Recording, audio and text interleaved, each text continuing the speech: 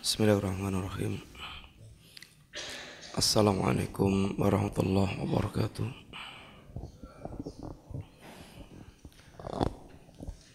Innal hamdalillah wassalatu wassalamu ala Rasulillah wa ala alihi wa ashabihi wa mawalah. Wala haula wala quwata illa billah. Amma ba'du. Alhamdulillah, akhwati fillah rahimani wa rahimakumullah. Insyaallah kita melanjutkan mengambil faedah dari kitab Al-Bahrur Ra'iq. Kemarin kita sedang dalam pembicaraan tentang na'im wa adzabul qabri, tentang kenikmatan dan azab di alam barzakh. Proses perjalanan kehidupan manusia setelah dia selesai dari menjalani kehidupan di dunia yang berakhir dengan kematian jasad ketika di dunia, maka dia masuk pada kehidupan akhirat. Dan alam barzakh adalah persinggahan pertama dari rangkaian perjalanan panjang kampung akhirat. Sebagaimana disebutkan al-qabru awalu mangsilin min manazilil akhirah. Kubur adalah persinggahan yang pertama dari persinggahan kampung akhirat.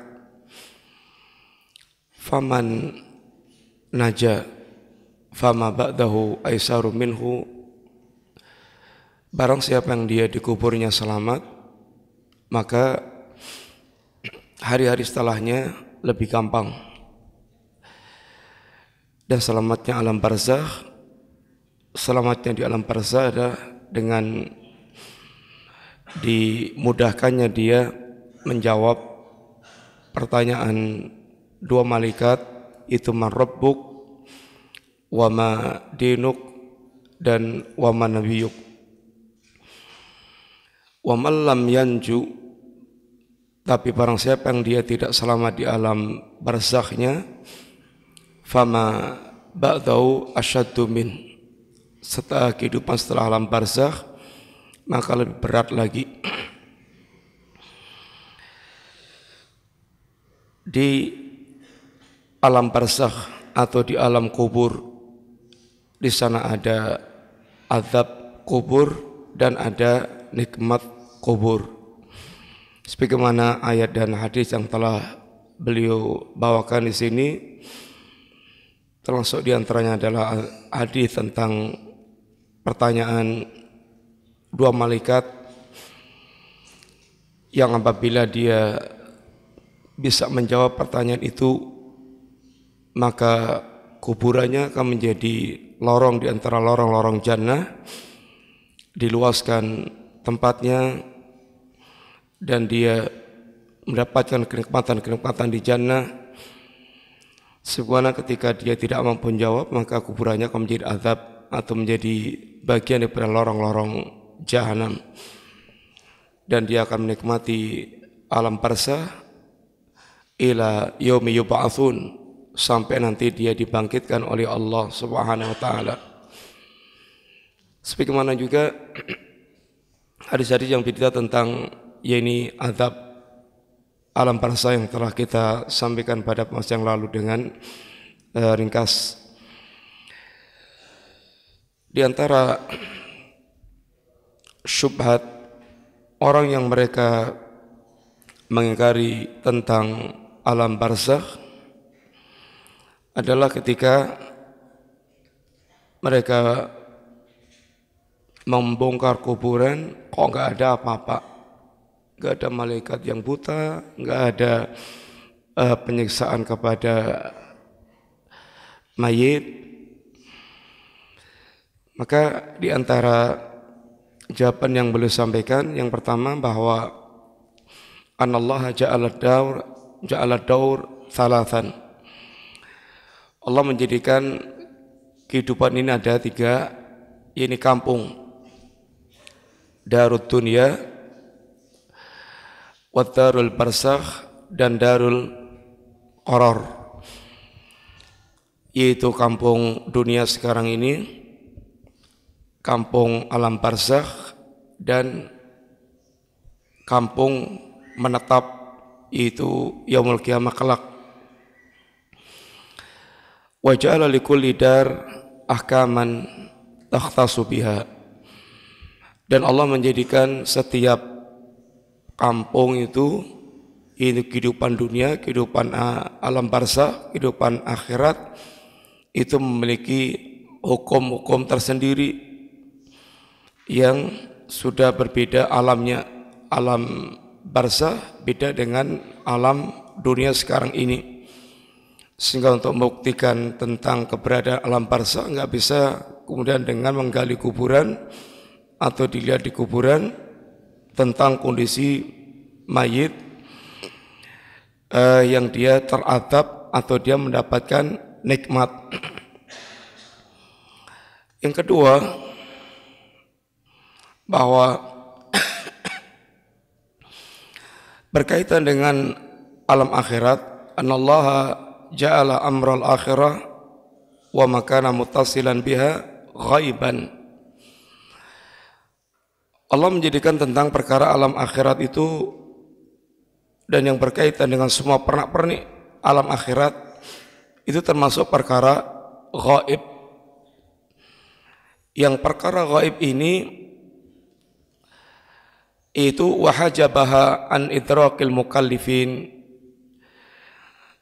fi hadid dar, sesuatu yang tidak bisa dijangkau oleh manusia dari kampung dunia ini, sehingga nggak bisa perkara-perkara akhirat, alam barzakh dan kampung akhirat dibuktikan dengan keberadaan sekarang di dunia ini. Semuanya berkaitan dengan perkara ghaib, dan ini yang membedakan antara mukmin dan kafir. Yang mukmin dia mengimani dengan keimanannya, yang kafir maka dia mengingkari dengan kekafirannya karena tidak bisa dinikmati dengan instan atau tidak bisa dilihat dengan nyata atau tidak bisa dia buktikan dengan nyata.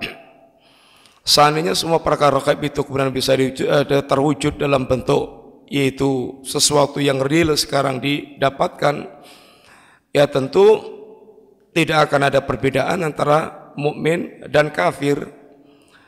Mukmin itu dia mengimani semua yang Allah bicarakan tentang kampung akhirat tanpa ada keraguan sama sekali, walaupun dia enggak lihat dengan matanya, dia tidak bisa merasakan yang sekarang ini, akan tapi berdasarkan keimanan dia kepada Allah dan Rasulnya bahwa semua yang datang dari Allah dan Rasulnya adalah hak, adalah benar. Dia tidak ada keraguan sama sekali.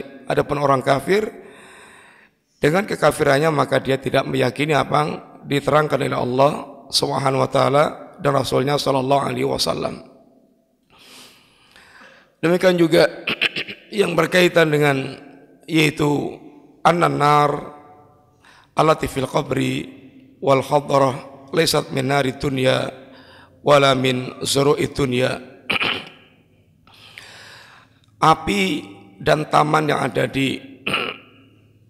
di kubur, yang sebagian kubur menjadi lorong-lorong neraka dan sebagian kubur menjadi taman-taman surga, lorong-lorong taman surga. Maka perkara itu tidak bisa disaksikan dengan persaksian kita di dunia sekarang ini. Yang paling gampang saja diantaranya, yakni di dunia ini orang dalam kondisi tidur, yang satu mimpi mendapatkan kenikmatan yang sangat luar biasa, yang satu mimpi mendapatkan siksaan kesesaran yang luar biasa, dua-duanya jejer di pembaringan atau di tempat tidur, maka keduanya tidak saling berpengaruh antara yang mendapatkan kenikmatan yang luar biasa dengan mendapatkan kesengsaraan yang luar biasa, walaupun keduanya jejer. Demikian pula kubur, yang satu dia kuburnya menjadi taman-taman surga, lorong taman surga, satu menjadi lorong daripada neraka, dan tidak saling mempengaruhi, tidak saling merembet satu dengan yang lainnya. Di dunia aja orang bisa melakukan demikian seperti dalam keadaan orang mimpi. Dua-duanya jejer tidur, yang satu bisa merasakan kenikmatan dengan mimpinya, itu nikmat-nikmat yang dia rasakan, yang satu merasakan azab kepedihan, dan keduanya tidak saling berpengaruh walaupun jejer jasadnya di tempat tidur. Dan selain itu juga di antara hikmahnya manusia terhalang dari melihat kondisi alam barzakh, kata Nabi, laula alla tadafanu la da'autullaha ayusmi'akum min adzabil qabri alladzi asma'u minhu. Seandainya kalian tidak saling menguburkan mayit, maka aku akan berdoa kepada Allah untuk bisa memperdengarkan kepada kalian tentang azab kubur yang aku dengar. Seandainya manusia mendengarkan azab kubur, mungkin dia ketakutan untuk mengubur manusia dan gak ada yang jadi menguburkan mayit-mayit. Kawan sekalian, kita masuk pada pembahasan yaitu mahiyal asbab allati yu'adzabu biha ashabul kubur. Apa di antara sebab-sebab yang menjadikan mereka terazab di kuburan, ahlul kubur terazab di kuburan? Ada sebab-sebab yang menjadikan seorang dia terazab di alam barzakh, dan ada sebab-sebab yang menjadikan orang dia selamat dari azab ini alam barzakh. Al-jawab min jihataini, mujmal dan mufassal. Adapun jawabannya adalah dari dua sisi, jawaban global dan jawaban rinci. Ammal jawabul mujmal, adapun jawaban yang global, beliau katakan fa innahum yu'adzabuna ala jahlihim billah wa idha'atihim li amri wartikabihim li ma'asi, fala yu'adzibullahu ruhan arafathu wa ahabathu wa amsalathu amrahu wastanabat nahyahu. Beliau mengatakan diantaranya sesungguhnya mereka itu diazab ala jalihim billah, disebabkan karena kebodohan mereka terhadap Allah Subhanahu wa taala. Bodoh tentang Allah, tidak faham tentang Allah, tidak mengerti tentang Allah, sehingga perbuatannya pun mencerminkan perbuatan orang-orang yang bodoh. Bodoh dalam pandangan agama kita ada dua bentuk. Yang pertama, bodoh yang betul-betul bodoh. Dia tidak tahu ilmunya, sehingga amalnya pun ngawur. Ini tidak berdasarkan ilmu, berdasarkan dengan perasaannya, akalnya, hawa nafsunya. Yang kedua, orang yang mereka ini berilmu, tahu tentang Allah Subhanahu wa taala, tahu tentang agama, tahu tentang ini perkara agama ini, tapi perbuatannya adalah perbuatan orang-orang yang bodoh. Ini dianggap oleh Allah adalah bodoh. Maka semua pelaku maksiat, kata para sahabat, adalah bodoh, orang bodoh. Semua pelaku maksiat walaupun dia alim ada orang bodoh. Maka dikatakan kafa bi khasiyatillahi ala ilman wa kafa bil ikhtirari jahlan. Kata para salaf, cukuplah dikatakan berilmu orang mereka takut kepada Allah Subhanahu wa taala, dan cukuplah orang itu dikatakan bodoh dengan dia maghrur, ini tertipu, ini tenggelam di dalam perbuatan maksiat. Maksudnya adalah kelompok orang-orang yang mereka ini bodoh walaupun dia berilmu, tetapi perbuatannya menunjukkan dia adalah orang mereka tidak berilmu. Kebodohannya mengantarkan dia teradab di jahanam, di alam barzah. Pertanyaan malaikat, man rabbuk, siapa Rabbmu, ini tidak bisa dijawab dengan hafalan dan sekedar pelajaran yang dia ketahui, tetapi pelajaran ini atau pertanyaan ini hanya bisa dijawab oleh orang yang mereka faham, mengetahui dan mewujudkan ilmunya ketika di dunia. Orang-orang yang mereka mengetahui dan mengucapkan kalimat Rabbunallah, Rabb kami adalah Allah, tapi dia munafik.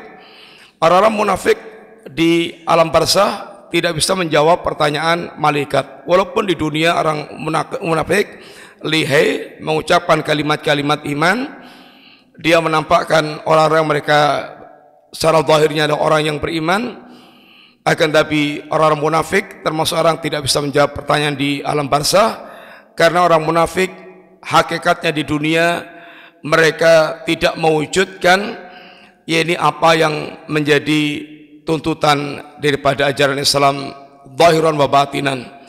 Dia menampakkan secara zahir adalah kepalsuan mereka di dalam beragama.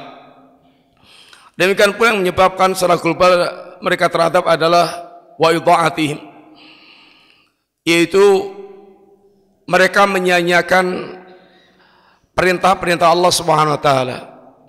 Dia abaikan perintah salat, perintah puasa, perintah zakat, perintah haji, perintah ini ketaatan secara umum, mereka sia-siakan. Itu mereka abaikan, tidak mereka pedulikan. Tidak ada urusan mereka dengan ketaatan-ketaatan kepada ini Allah Subhanahu wa taala. Demikian pula wartikabim lima'asi, dan tenggelamnya mereka dalam perbuatan-perbuatan maksiat, yang mereka hidup tenggelam dengan mengikuti hawa nafsu mereka.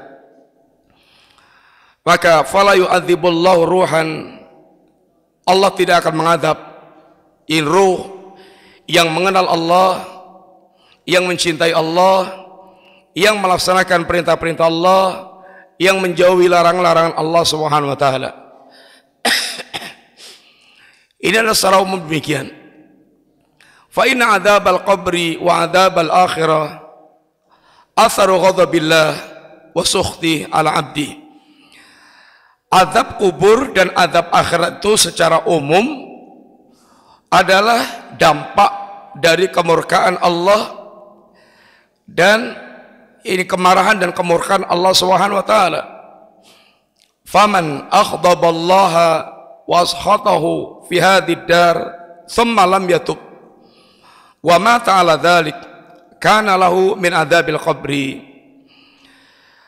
Barang siapa yang mereka itu membuat Allah marah dan murka di dunia sekarang ini dengan syiriknya atau dengan kufurnya atau dengan nifaknya atau dengan maksiatnya, thumma lam yatub wa mata ala dzalik, sampai matinya dia tidak bertaubat, dia tidak bertaubat sampai matinya, dia mati di atas perbuatan-perbuatan syiriknya atau kufurnya atau nifaknya atau maksiatnya, maka bagi mereka adalah adab kubur.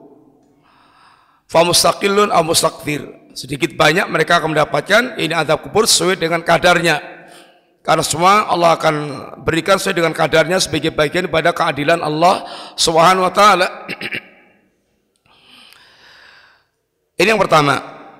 Ini globalnya bahwa azab itu terjadi karena yaitu mereka menyanyiakan agama Allah dan mereka orang yang mereka tidak memuliakan ini agama Allah Subhanahu wa taala, membuat amalan-amalan yang mengundang kemurkaan Allah Subhanahu wa taala.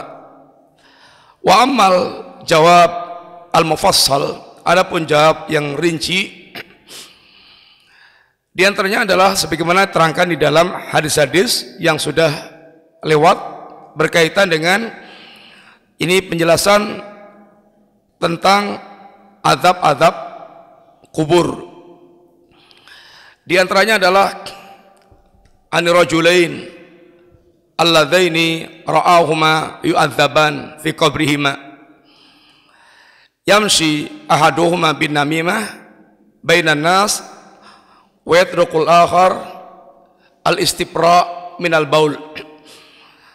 Seperti hadis yang menjelaskan tentang dua orang yang mereka terazab di kubur. Yang satu disebabkan karena namimah, tumbak cucuan, suka ngadu orang ke A, kulak kobar, disampaikan ke B untuk membakar kebencian kepada A, ke A dia ini untuk membakar kebencian kepada B, dia adu-adukan, tukang mengadu domba, itu mbak cucuan kesana kemari untuk membuat orang saling bertikai. Ini adalah namam, orang-orang mereka melakukan atau suka melakukan adu domba antar manusia, sehingga kesana kemari berjalan kesana kemari hanya untuk mengadu domba di antara manusia. Ini perbuatan yang akan menimbulkan azab, yaitu kubur. Yang satu lagi di antaranya orang mereka tidak membersihkan atau tidak bersuci dari atau tidak menjaga diri dari najis air kencing. Kemudian juga hadis yang bicara tentang yaitu mimpi Rasulullah SAW yang Nabi menceritakan tentang orang-orang yang mereka terazab. Seperti diantaranya adalah orang yang mereka kepalanya dipecah, dia sudah lewat. Orang mereka berbaring, di situ ada yang berdiri dan ada batu, kemudian kepalanya dipecah sampai kemudian berkeping-keping, batunya gelinding, kemudian batunya diambil lagi ke situ, kepalanya sudah utuh lagi, kemudian dikeprok lagi sampai berkeping-keping juga, kemudian gelinding lagi, terus demikian. Mereka adalah man yaqra'ul Qur'an tsumma yanam anhu bilaili wa la ya'malu binahar. Ini adalah orang yang mereka membaca Quran, kemudian malamnya tidur, tidak salat malam, tidak mengamalkan Quran di siang hari. Ini orang mereka meninggalkan mengamalkan Quran, orang Allah berikan Quran dan mereka meninggalkan mengamalkan Quran. Di antaranya dia akan terazab dengan model seperti ini. Kemudian ada lagi gambaran laki perempuan dalam tungku yang ketika api dinyalakan mereka yang jelerit, kemudian mau naik, kemudian turun lagi, api padam, turun lagi, dinyalakan lagi, kemudian demikian pula turun lagi. Ini adalah azab bagi para sunat. Ini laki-laki perempuan yang mereka telanjang di situ, yang kemudian mereka diazab Allah di periuk tersebut. Ini adalah di antara azab pada para sunat, para yenisani, para pesina laki-laki, pesina perempuan yang ketika di dunia mereka ini berzina. Ada lagi yang diterangkan Nabi, orang yang mereka ngelangi atau berenang di sungai darah, yang di pinggir sudah di tepi sungai sudah siap orang dengan batu sampai di pinggir, maka mulutnya diloloh dengan batu sampai kemudian kembali lagi tengah, minggir lagi, terus begitu. Mereka adalah akilur riba. Ini para pemakan riba yang mereka di dunia mereka menikmati atau memakan ini riba. Kemudian ini dan beberapa gambaran yang lainnya yang mereka disobek dari ujung bibirnya, sudut bibirnya sampai tengkuk suwek. Ini adalah orang mereka suka menebar kedustaan ini di tengah-tengah ini manusia. Ini adalah yang Nabi sampaikan dalam ini mimpi berkaitan dengan beberapa jenis azab kubur yang disebutkan kepada para sahabat Nabi radhiyallahu alaihim jami'an. Dan berbagai amal perbuatan yang lainnya yang secara rinci jenis-jenis perbuatan yang disebutkan oleh Nabi berkaitan dengan azab kubur perbuatan-perbuatan yang menimbulkan ini mereka teradab di kuburan. Ini diantara sebab mereka ini teradab baik secara global maupun secara rinci. Adapun al-asbab al-munjiyah min adzabil qabri, adapun sebab yang menjadikan seorang dia selamat dari azab kubur.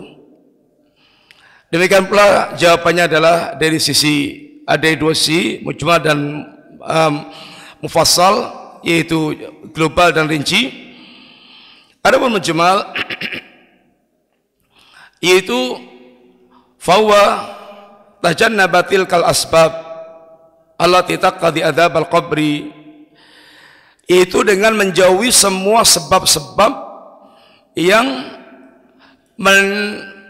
menjadikan dia teradab di kuburan.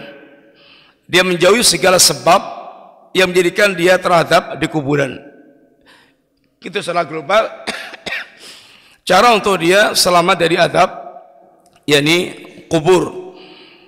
Sebagaimana kalau tadi dikatakan itu sebab adab kubur adalah kebodohan dia tentang Allah, menyanyiakan perintah-perintah Allah, tenggelam dalam maksiat. Maka sebaliknya yang menyebabkan dia selamat dari adab kubur adalah bagaimana dia betul-betul mengenal Allah, yang kemudian dampaknya dia memuliakan, mengagungkan ini perintah dan larangan Allah sebagai bentuk ketakwaan dia kepada Allah Ta'ala. Wa ma yu'adzim sya'airallah fa inna min taqwal qulub. Barang siapa yang dia mengagungkan syiar agama Allah, maka ini menunjukkan adanya ketakwaan di dalam hati dia. Kemudian wa min anfa'iha ayat jelisa rajul indama yuridu naum. Adapun di antara yang sangat bermanfaat atau yang paling bermanfaat dalam rangka untuk menjauhkan dari azab kubur adalah ini seorang ketika menjelang tidurnya, maka mereka itu lillahi sa'atan yuhasabu nafsah, dia karena Allah menghisab, dia melakukan muhasabah, dia lakukan muhasabah. Apakah seharian tadi itu dia menjadi orang-orang yang beruntung atau orang yang rugi? Karena kehidupan kita ini ibaratnya adalah pedagang. Yang kita ini ibaratnya pedagang, yang mesti pedagang itu dia kalkulasi perdagangannya hari ini untung atau rugi. Kullu nasi yakhdu fabai'u nafsahu famutikuha wa mubikuha. Setiap manusia itu bagikan pedagang yang mereka setiap pagi keluar dalam rangka untuk membeberkan barang dagangannya, menggelar dagangannya. Ada orang mereka berjualan, kemudian dia untung, sukses, sehingga bisa membebaskan dirinya dari kesulitan-kesulitan. Ada orang mereka berdagang dan bangkrut, rugi, menghancurkan dirinya. Berdagang dengan Allah akan menguntungkan dirinya, berdagang dengan setan akan menghancurkan ini kehidupannya. Dia evaluasi ketika menjelang tidur, seharian tadi ngapain aja. Ada enggak maksiat yang dia lakukan? Kemudian seberapa ketaatan yang dia lakukan? Kemudian bagaimana kualitasnya ketaatan-ketaatan tersebut? Dia evaluasi detail, dia renungkan secara rinci, seharian. Kalau setiap hari dia melakukan demikian, dan kemudian dia bertaubat kepada Allah Subhanahu wa Ta'ala, apakah dia itu, kalau dia seandainya dia evaluasi seharian itu dia termasuk orang yang banyak melakukan kerugian-kerugian, maka dia melakukan taubatan nasuha, yujaddidu lahu taubatan nasuhan bainahu wa bainallah. Maka dia pun kemudian bagaimana memperbarui hidupnya itu dengan cara melakukan taubat nasuha, sehingga fayanamu ala tilka taubah, sehingga dia pun tidurnya itu dalam keadaan telah bertobat kepada Allah Subhanahu wa Ta'ala.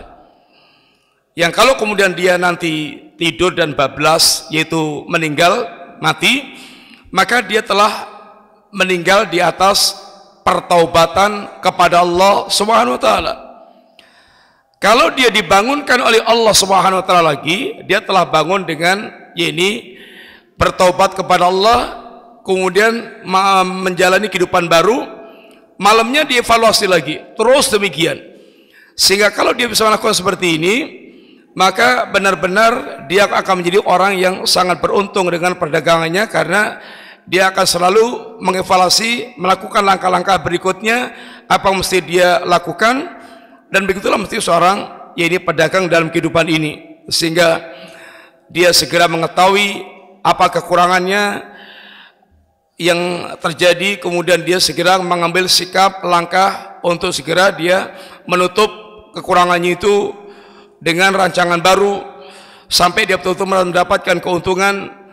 Dengan demikian ketika dia meninggal di atas pertaubatannya, maka ini keuntungan yang sangat besar. Sehingga di antara doa yang kita senantiasa minta kepada Allah Subhanahu wa taala, wa as'aluka taubatan qabla al-maut, dan aku minta kepada Engkau ya Allah ini taubat sebelum datangnya kematian. Sedangkan kita kematian kita nggak tahu kapan datangnya kematian. Kalau kita setiap hari senantiasa bertaubat kepada Allah Subhanahu wa taala, maka sangat besar kemungkinannya dia meninggal dalam keadaan memiliki taubat. Apalagi dikatakan para ulama, man asya ala syai' mata ali. Bagaimana orang menjalani kehidupannya seperti itu, dia nanti akan mengalami kematian. Kalau kebiasaannya itu adalah bermaksiat kepada Allah Subhanahu wa taala, kemungkinan besar dia akan meninggal di atas kemaksiatannya kepada Allah taala, illa man rahima rabbuh, kecuali yang dirahmati Allah Subhanahu wa taala. Demikian juga kalau dia memiliki kebiasaan ini yang baik, kebiasaan yang bagus, hari-hariannya itu sangat besar kemungkinannya dia meninggal di atas itu. Selama betul-betul kebiasaan baiknya itu tentunya baiknya itu zahiran wa batinan. Zahiran wa batinan.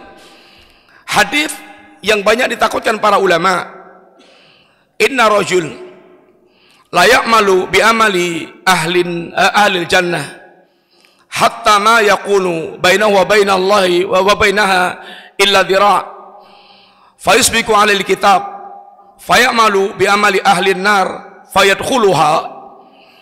Ada orang yang mereka beramal dengan amalannya ahlul jannah sampai jarak antara dia dengan surga tinggal sejengkal. Kitab catatan takdir telah mendahuluinya, lalu dia menutup dengan amalannya ahlun nar, maka dia masuk neraka. Hadis ini tentu sangat menggelisahkan sekali. Orang mereka dalam waktu yang sangat panjang beramal dengan amalannya ahlul jannah, lalu tinggal sejengkal masuk surga, dia beramal dengan amal ahlun nar.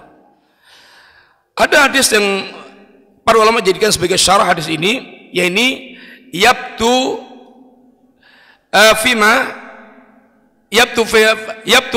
yabtu linnas, yaitu amalan yang nampak bagi manusia. Fima yabtu linnas, ini amalan yang nampak dalam pandangan mata manusia. Amalan ahlul jannahnya itu yang nampak dalam pandangan mata manusia. Artinya ada amalan-amalan dia yang tidak nampak oleh manusia, baik itu kemaksiatan batin atau kemaksiatan yang tidak terlihat oleh manusia, karena kita nggak mungkin mengikuti orang 24 jam. Yang selalu nampak di pandangan mata manusia adalah kebaikan-kebaikan yang boleh jadi dia menyimpan keburukan yang tidak dilihat oleh manusia. Sehingga kata para ulama ada istilah ini dosa tersembunyi. Yang dosa tersembunyi ini bisa menjadi sebab utama keterbalikan manusia. Maka dikatakan inna dzunubal khalawat hiya aslul intikasat.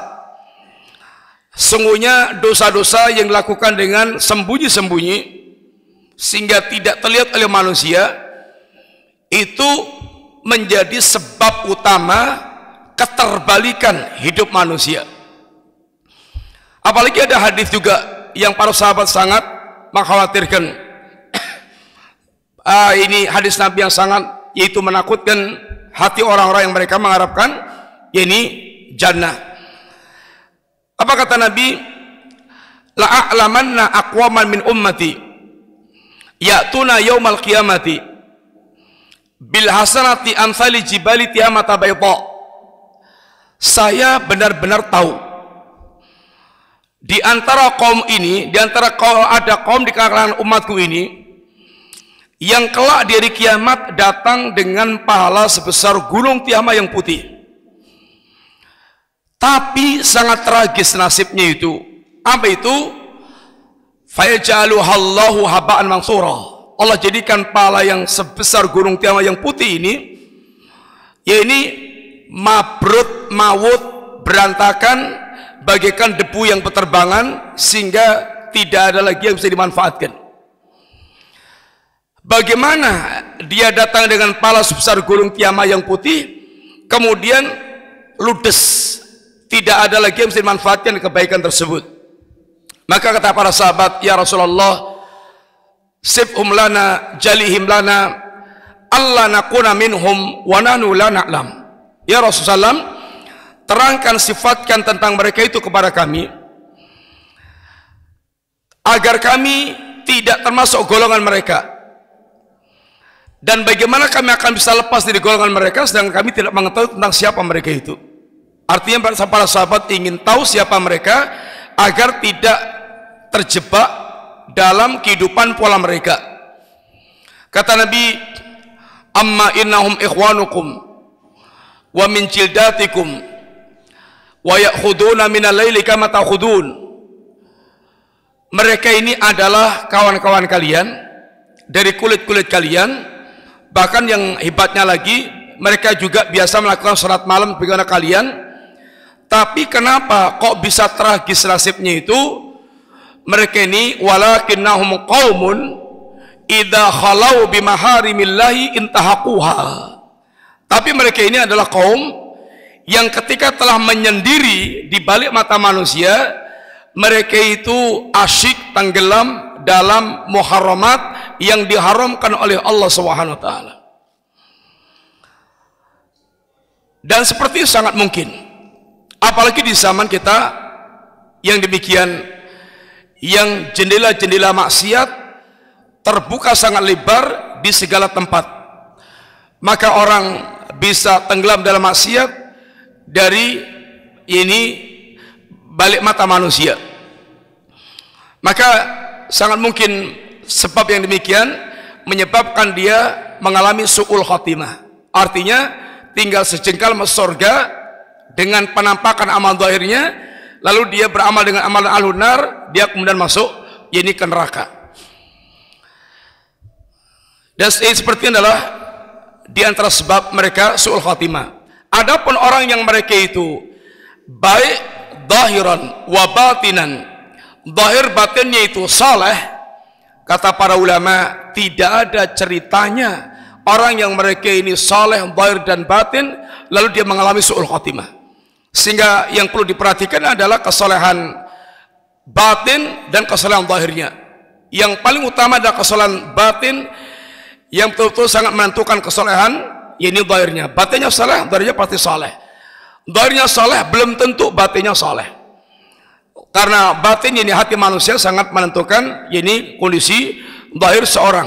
Tapi zahir orang bisa merupakan tipuan dari batinnya seorang. Ini adalah diantara sebab secara global. Wa ammal mufassal, adapun diantara sebab secara rinci adalah apa yang tersebut fama sabata minal ahadits an Rasulillah sallallahu alaihi wasallam fima yunji min adabil qabri. Adapun secara rinci sebagaimana yang banyak tersebut di dalam hadis Nabi yang merupakan sebab-sebab ini selamatnya orang dari azab kubur. Wa minha, di antaranya seperti yang diriwayatkan oleh Salman radhiyallahu anhu, qala, dia mengatakan sami'tu Rasulullah sallam yaqul, aku mendengar Nabi sallallahu alaihi wasallam mengatakan, ribatu yaumin wa lailatin khairun min siyami syahrin wa qiyamih. Wa in mata jara alaihi amaluhu alladhi kana ya'maluhu wa ujri alaihi rizquhu wa amina al-fattan. Ribat, berjaga malam di perbatasan medan jihad. Ribat ini kalau kita ronda ketika dalam suasana yaitu perang, dia ribat di perbatasan untuk menjaga kaum muslimin dari gempuran atau jebakan-jebakan musuh, sehingga menjaga di perbatasan wilayah kaum muslimin. Semalam lebih baik dibandingkan dengan puasa dan sholat malam sebulan. Seandainya dia mati, wa in mata, kalau dia mati pada saat ribat, maka akan mengalir kepadanya pahala, yakni amalnya, dan akan diberikan kepadanya itu rezeki, dan dia akan aman dari fitnah, ini fitnah kubur. Pertanyaan dua malaikat, ini fitnah kubur. Di antaranya ribat. Yang menyebabkan seorang selamat dari azab kubur adalah ribat. Itu amalan berjaga di perbatasan karena Allah Subhanahu wa taala untuk melindungi atau untuk memberikan keamanan atau menjaga perbatasan supaya kaum muslimin aman daripada musuh. Kemudian di antaranya pula adalah apa yang disebutkan di dalam hadis Rasulullah sallallahu alaihi wasallam, li syahid indallahi sittu hisalin, yaitu mati syahid. Orang mereka mati karena jihad fisabilillah. Orang mereka mati syahid, ada 6 keutamaan yang Allah berikan kepada mereka. Yang pertama, yughfaru lahu fi awali daf'atin. Dia diampunkan Allah sejak tetesan darah yang pertama. Sejak tetesan darah yang pertama, dia diampunkan Allah Subhanahu wa taala. Yang kedua, wa yara maq'adahu minal jannah. Dia akan melihat tempat duduknya yang ada di surga. Tentu kebahagiaan tersendiri, diperlihatkan tempat duduknya yang akan ditempati di jannah. Yang ketiga, wa yujaru min adzabil qabri. Ini diantaranya, dia akan dilindungi dari azab kubur. Yang keempat, wa ya'manu minal fasail akbar. Dia akan Allah berikan rasa aman dari kegoncangan dahsyat di hari kiamat yang besar itu. Yang kelima, wa yudha'u ala ra'si tajul waqar. Akan diletakkan di kepalanya itu yaitu mahkota kebesaran, kehebatan. Al yaqutahu minha khairun minad dunya wa fiha. Yang mahkotanya itu penuh dengan pernik-pernik mutiara, yang setiap pernik-perniknya mutiara itu lebih berharga dibandingkan dengan dunia dan seisinya. Yang kelima kemana? Yang keenam, wa yusawwaju isnaini wa sab'ina zaujatan minal huril in. Dia akan dikawinkan, dinikahkan dengan 72 bidadari hurul in, 72 bidadari. Dan hurul in, al hurul in digambarkan dengan gambar-gambar sangat mendetail, bagaimana tubuhnya, bagaimana kulitnya, bagaimana segala-galanya digambarkan oleh, yaitu digambarkan Quran, digambarkan hadis Nabi SAW. Di antaranya betisnya mulus, terlihat dari luarnya sumsum, dalamnya digambarkan segala macamnya itu. Yang ketujuh, wa yusaffa fi sab'ina minal aqaribihi. Dia diberikan, yaitu izin memberikan syafaat kepada 70 dari karib, dari orang dekatnya dia. Ini adalah diantara keutamaan orang yang mereka itu mendapatkan syahid. Satu diantaranya adalah selamatnya mereka dari azab, yaitu kubur. Dan diantaranya pula seperti yang disebutkan oleh Imam Ibnu Qayyim dari hadis Rasulullah SAW, inna suratan minal Quran 30 ayatan syafa'at lirajulin hatta ghufira lahu Sungguhnya ada surat dalam Al-Quran yang isinya 30-an ayat yang dia akan menjadi syafaat bagi seorang hingga dia diampunkan oleh Allah Subhanahu wa taala, yaitu surat Tabarakalladzi biyadihi al-mulk, surat Tabarak. Yang surat ini ketika dia senantiasa baca, wa yunji min adzabil qabri, yaitu akan menyelamatkan dia dari adab yaitu kubur. Ini ikhwan, di antara beberapa yang kita sampaikan secara singkat melengkapi pembahasan tentang masalah naimul qabri wa adzabuha, itu nikmat kubur dan adab kubur, yang semoga Allah Subhanahu wa taala ini memberikan taufik kepada kita, memudahkan untuk melakukan amal-amal yang menyebabkan kita selamat dari adab kubur dan menjauhkan dari semua perkara yang akan menjadikan kita teradab di alam barzakh. Sebagaimana biasanya kita sedikit evaluasi dengan beberapa pertanyaan. Yang pertama,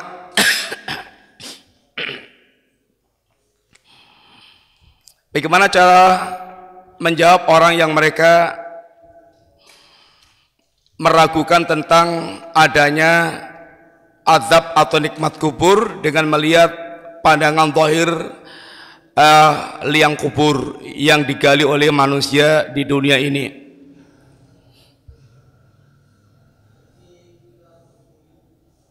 Pemimpi,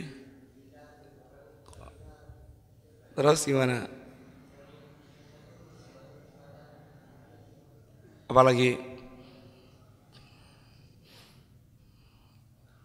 Maksudnya gimana itu? Yang paling mendasar dulu, apa yang paling mendasar jawaban?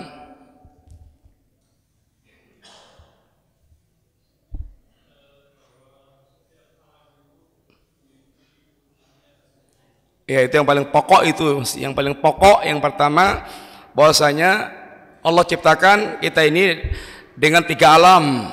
Yang perjalanan kita ini alam dunia, alam barzakh, alam akhirat. Setiap alam ini memiliki yaitu kondisi hukum masing-masing yang tidak bisa kemudian yaitu dibuktikan dengan nyata di masing-masing alam. Intinya punya hukum sendiri-sendiri.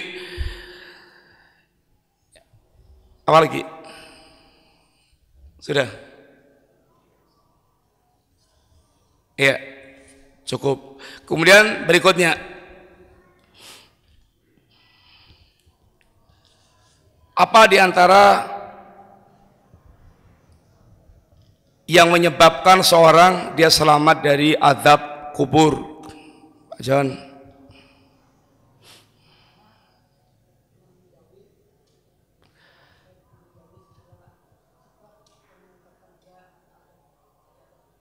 Apa di antaranya? Globalnya apa?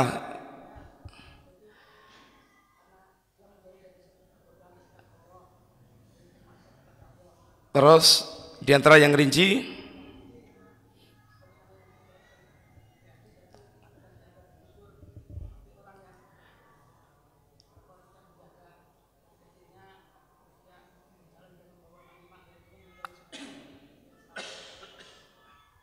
di antaranya apa tadi?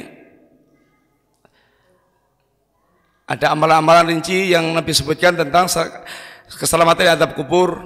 Di antaranya apa tadi? Mati syahid, apalagi ribat, apalagi membaca surat Mulk. Ya. Berikutnya, apa maksud atau apa makna ayat ini? Atau apa makna hadis ini? Laula alla tadafanu lada'autullaha ayusmi'akum min adzabil qabri alladzi asma'u minhu. Laula alla tadafanu la da'autullaha ayusmi'akum min adabil qabri alladhi asma'u minhu. Apa artinya?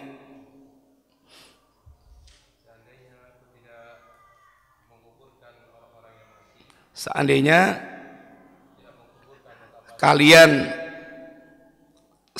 kalian tidak saling menguburkan,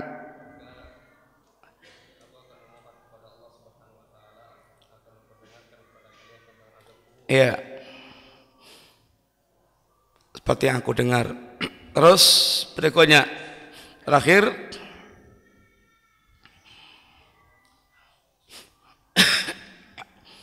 sebutkan di antara yang pernah Nabi mimpikan tentang bentuk-bentuk azab kubur.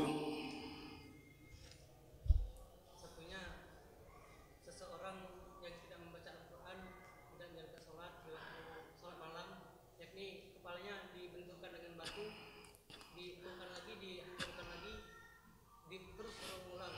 Dan juga orang yang riba, makan riba, yakni dia berenang di sungai darah, dia menepi, dia dilempari dengan batu dan terus ke tengah sungai. Ya, terus apa lagi? Yang mulutnya itu dirobek sampai ke belakang dikarenakan karena perkara mulutnya disebabkan. Kenapa? Dirobeknya kenapa? Perbuatannya apa sebabnya? Menebarkan kedustaan.